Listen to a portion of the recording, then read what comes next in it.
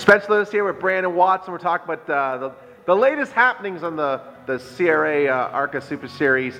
We're talking about the Redbud event at Anderson, and I know it didn't go the way you guys were hoping for. I'm looking right behind you, this recently put back together super late model of yours. What exactly happened to the Redbud 300? I know that there was a video sort of circulating online from behind the wheel. Brandon, what did you see of the wreck that took you out?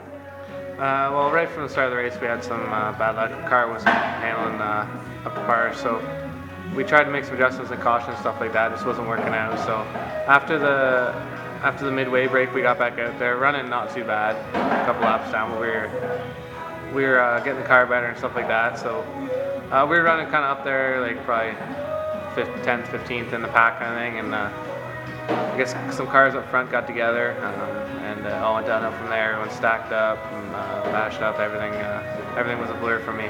Now, your car, of course, came home heavily damaged. I know that you guys, quick turnaround, you only had 2 weeks to put it all back together, going to get ready for the Jegs 125 at Columbus this weekend. How many new parts are on this car to get ready for it to be loaded tonight? Well, tore the front nose and fenders off it, right side door, the door bars, and all the suspension off the right front. So there's quite a bit of work to do on it, but we got all the suspension back on it and the body back on it. So I'll have to give her another go here at Columbus this week. And now we've done a couple of interviews where we talk about how this team has good enough equipment. I mean, your stats speak for themselves, that you really just need a good run to sort of turn this program around and turn this season in the right direction. Heading to Columbus, you've been there only once before, but you had a top 10 there with the Jegs All-Star Tour in a couple of seasons back. Could this very well be the race that really gets this program put back on schedule? We're hoping so. Still trying to get this car figured out, trying to get some grip in the back end. So we got a few ideas in here, so hopefully we can turn around here in Columbus and obviously get a good finish, hopefully top 5, something that can lift our hopes up. Now, the general consensus is Columbus Motor Speedway is round and flat. That's about what we have to go off of.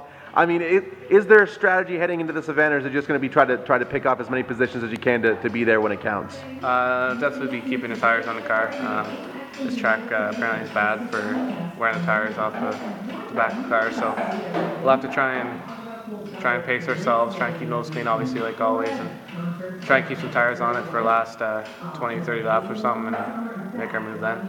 I mean, it really has been a recurring theme this season that when you're hauling from Stayner, Ontario, and you're heading down into the Midwest, tracks in Michigan, Indiana, and now Ohio, obviously the Midwestern-based teams are probably going to be a little bit more familiar with this speedway than this number 9 team is. I mean, how much do you focus on that, or do you just hope to get up to speed as quickly as possible to get right out there with these drivers that have more experience and more laps at the speedway?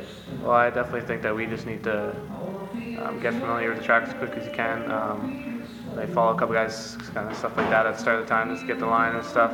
But I wouldn't want to say they get an advantage, but I think definitely helps them, a lot more experience there. But we gotta go down there and pick up the track pretty quick and try and get a good groove and line going. Now, I know it's not possible to make any of these events without the proper marketing support, and I know you have a dedicated group that's making sure that you get back out on track every week here. So who are the folks that make all this possible for this number 9 team? Yeah, of course, thank all my sponsors: Shield Motor Products, Throw Distributing, Brave Frame Alignment, Nightworks Design, Cloth Synthetics, and the Smart Change Propane.